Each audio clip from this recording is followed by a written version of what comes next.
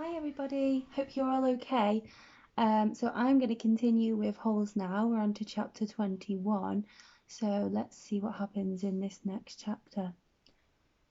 So it was a long walk back to his hole. Stanley looked out through the haze of heat and dirt at the other boys, lowering and raising their shovels. Group D was the farthest away. He realized that once again he would be digging long after everyone else had quit. He hoped he'd finish before Mr. Sir recovered. He didn't want to be out there alone with Mr. Sir. "He won't die," the warden had said, "unfortunately for you." Walking across the desolate wasteland, Stanley thought about his great-grandfather. Not the pig stealer, but the pig stealer's son, the one who was robbed by kissing Kate Barlow. He tried to imagine how he must have felt after kissing Kate had left him stranded in the desert. It probably wasn't a whole lot different from the way he felt himself right now. Kate Barlow had left his great-grandfather to face the hot, barren desert. The warden had left Stanley to face Mr. Sir. Somehow his great-grandfather had survived for 17 days before he was rescued by a couple of rattlesnake hunters. He was insane when they found him. When he was asked how he had lived so long, he said he found refuge on God's thumb. He spent nearly a month in hospital. He ended up marrying one of the nurses. Nobody ever knew what he meant by God's thumb, including himself. Stanley heard a twitching sound. He stopped in mid-step, with one foot still in the air. A rattlesnake lay coiled beneath his foot. Its tail was pointed upward, rattling. Stanley backed his leg away, then turned and ran. The rattlesnake didn't chase after him. It had rattled its tail to warn him to stay away. "Thanks for the warning," Stanley whispered as his heart pounded. The rattlesnake would be a lot more dangerous if it didn't have a rattle. "Hey, caveman!" called Armpit. "You're still alive!" What did the warden say?" asked X-Ray. "What'd you tell her?" asked Magnet. "I told her I stole the seeds," said Stanley. "Good going," said Magnet. "What'd she do?" asked Zigzag. Stanley shrugged one shoulder. "Nothing. She just got mad at Mr. Sir for bothering her." He didn't feel like going into details. If he didn't talk about it, then maybe it didn't happen. He went over to his hole, and to his surprise it was nearly finished. He stared at it, amazed.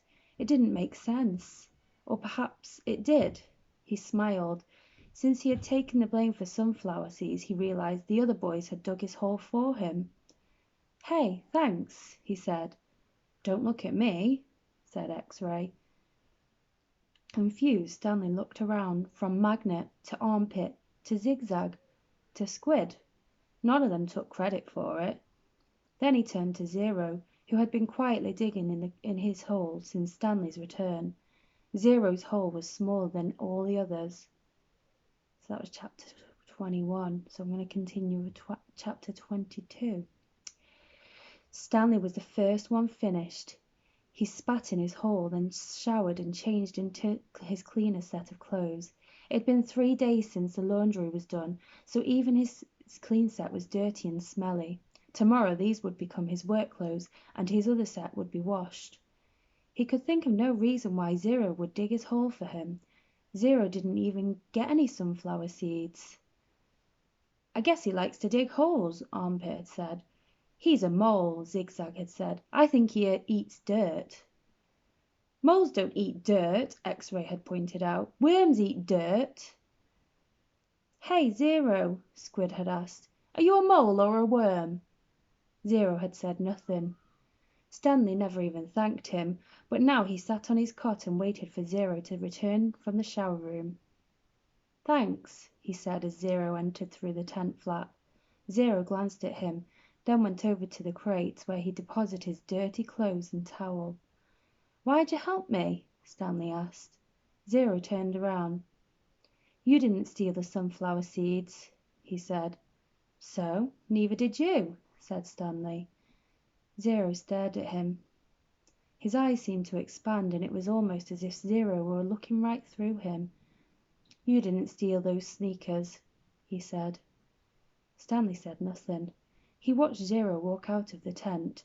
If anybody had X-ray vision, it was Zero. "Wait!" he called, then hurried out after him. Zero had stopped just outside the tent and Stanley almost ran into him. "I'll try to teach you to read if you want," Stanley offered.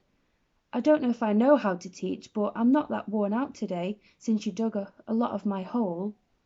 A big smile spread across Zero's face. They returned to the tent where they were less likely to be bothered. Stanley got his box of stationery and a pen out of his crate. They sat on the ground. "Do you know the alphabet?" Stanley asked. For a second he thought he saw a flash of defiance in Zero's eyes, but then it passed. I think I know some of it," Zero said. "A, B, C, D." "Keep going," said Stanley. Zero's eyes looked upward. "E, F," said Stanley. "G," said Zero. He blew some air out of the side of his mouth. "H-I-K-P." "H-I-J-K-L," Stanley said. "That's right," Zero said. "I've heard it before, I just don't have it memorized exactly." "That's all right," said Stanley. "Here, I'll say the whole thing just to kind of refresh your memory. Then you can try it." He recited the alphabet for Zero. Then Zero repeated it without a single mistake. Not bad for a kid who has never seen Sesame Street. "Well, I've heard it before, somewhere," Zero said, trying to act like it was nothing, but his big smile gave him away. The next step was harder. Stanley had to figure out how to teach him to recognize each letter. He gave Zero a piece of paper and took a piece for himself. "I guess we'll start with A." He printed a capital A, and then Zero copied it on his sheet of paper.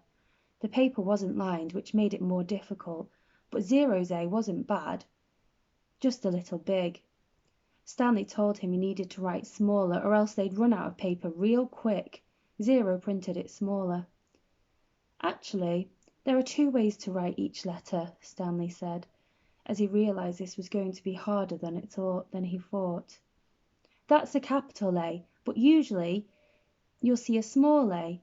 You only have capitals at the beginning of a word, and only if it's the start of a sentence, or if it's a proper noun, like a name." Zero nodded as if he understood, but Stanley knew he had made very little sense. He printed a lower A and Zero copied it. "So there are 52, said Zero. Stanley didn't know what he was talking about. "Instead of 26 letters, there are really 52. Stanley looked at him surprised. "I guess that's right. How'd you figure that out?" he asked. Zero said nothing. "Did you add?" Zero said nothing. "Did you multiply?" "That's just how many there are," said Zero. Stanley raised and lowered one shoulder. He didn't even know how Zero knew there were 26 in the first place. Did he count them as he recited them? He had Zero write a few more upper and lower A's, and then he moved on to a capital B. This was going to take a long time, he realized. "You can teach me 10 letters a day," suggested Zero. 5 capitals and 5 smalls. After 5 days I'll know them all, except on the last day I'll have to do 12. 6 capitals and 6 smalls. Again Stanley stared at him, amazed that he was able to figure all that out.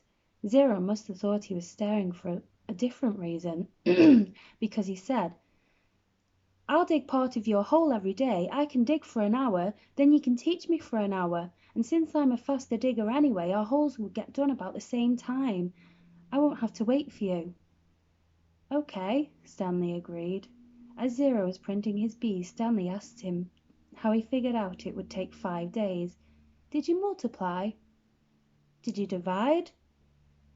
"That's just what it is," Zero said. "It's good math," said Stanley. "I'm not stupid," Zero said. "I know everybody thinks I am. I just don't like answering their questions." Later that night, as he lay on his cot, Stanley reconsidered the deal he had made with Zero. Getting a break every day would be a relief, but he knew X-Ray wouldn't like it. He wondered if there might be some way Zero could agree to dig part of X-Ray's hole as well, but then again, why should he? I'm the one teaching Zero. I need the break so I'll have the energy to teach him. I'm the one who took the blame for the sunflower seeds. I'm the one who Mr. Sir is mad at." He closed his eyes and images from the warden's cabin floated in his head. Her red fingernails, Mr. Sir riffing on the floor, her flowered makeup kit. He opened his eyes. He suddenly realized where he'd seen the gold tube before. He'd seen it in his mother's bathroom, and he'd seen it again in the warden's cabin. It was half of a lipstick container. KB. KB. He felt a jolt of astonishment. His mouth silently formed the name Kate Barlow, as he wondered if it really could have belonged to the kissing outlaw. So, that was interesting. Chapter 21 and chapter 22. He's just realised something, hasn't he? And it was quite funny how Zero said that Stanley hadn't stolen the sneakers. So we'll have to find out what happens in chapter 23. All right, thanks. Bye.